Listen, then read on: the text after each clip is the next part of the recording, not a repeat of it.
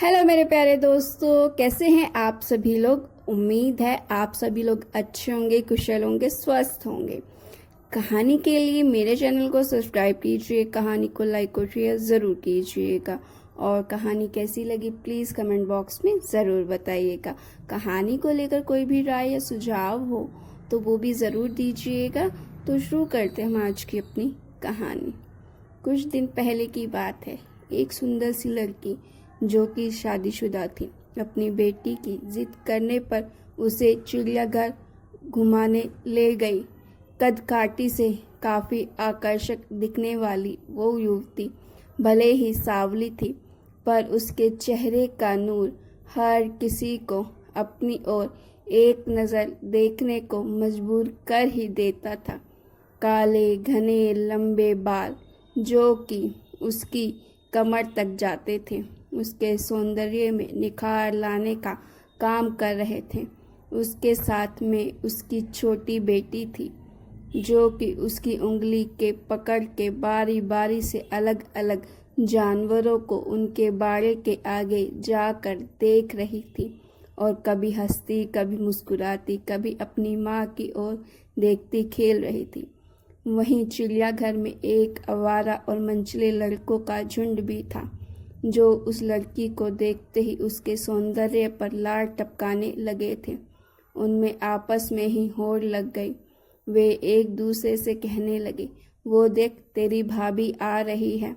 तभी दूसरा लड़का पहले वाले से कहता है, चल पगले, भाभी तो तेरी है, मेरी तो जाने मन है।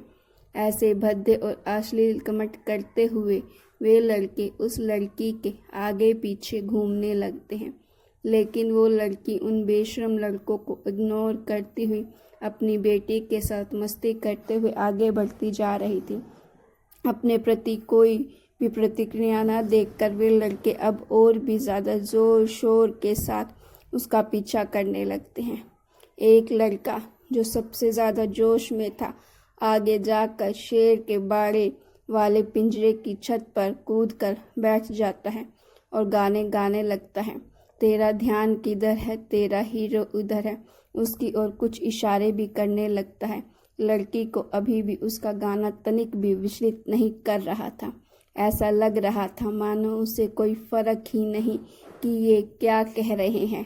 वो तो बस अपनी बेटे के साथ मस्ती करने में मस्त थी। लड़की का ध्यान अपनी ओर आकर्षित करने के चलते जो उछल कूद कर रहा था, वो गलती से शेर के बाड़े के अंदर जा गिरा। अचानक से ये क्या हुआ, उसे खुद कुछ समझ नहीं आया। लेकिन जब उसे होश आया कि वो शेर के बाड़े में गिर चुका है, उसके पैरों तले जमीन खिसक गई, उसका गला सूखने लगा। वो चिल्लाना चाह रहा था, लेकिन उसकी आवाज़ उसके गले में ही दब के रह जा रही थी। बहुत कोशिश करने के बाद वो अपने दोस्तों से मदद के लिए गुहार लगाने लगा, भाई प्लीज़ मुझे बचा लो दोस्त। लेकिन कोई भी उसकी मदद करने के लिए आगे नहीं आ रहा था। दूसरी ओर जैसे ही शेर ने देखा कोई उसके बाड़े में आ गया है, शेर धीरे धीरे दबे पैर आगे बढ़ने लगता है। शेर के चेहरे और उसकी आंखों का खौफ देखते ही लड़के का हाल बेहाल हो गया।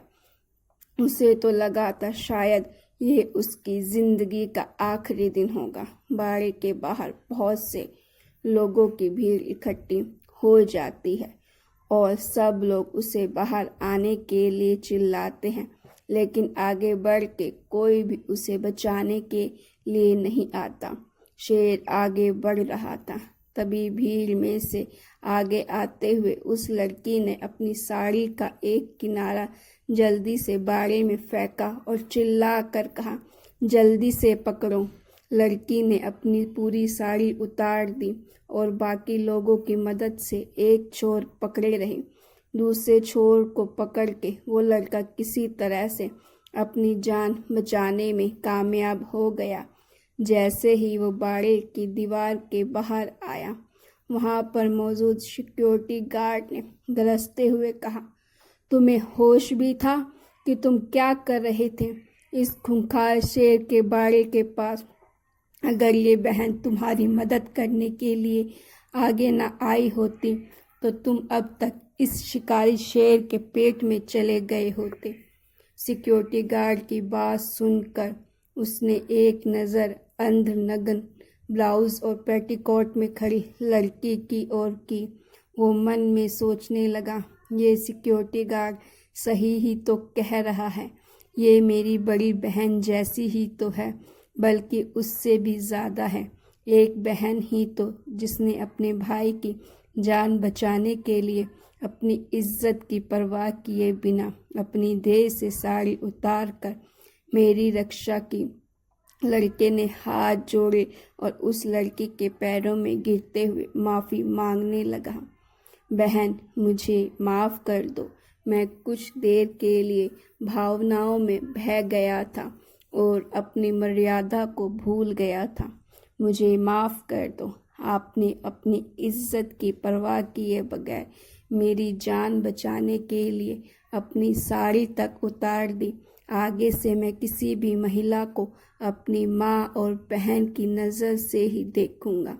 उस लड़की ने अपने पैरों में पड़े लड़के को पकड़ के उठाया और मुस्कुराते हुए कहा, भाई, किसी भी स्त्री की इज्जत उसके बदन पर लिपटे चंद्र वस्त्रों से नहीं होती और ना ही उसके किसी विशेष अंग में होती है।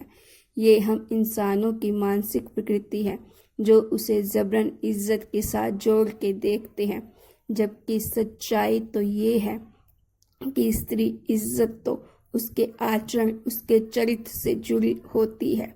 उस सुंदर सी दिखने वाली लड़की के आकर्षक मुख से इतनी मर्यादित और भावपूर्ण शब्द सुनकर वहाँ मौजूद भीड़ तालियां बजा उठी।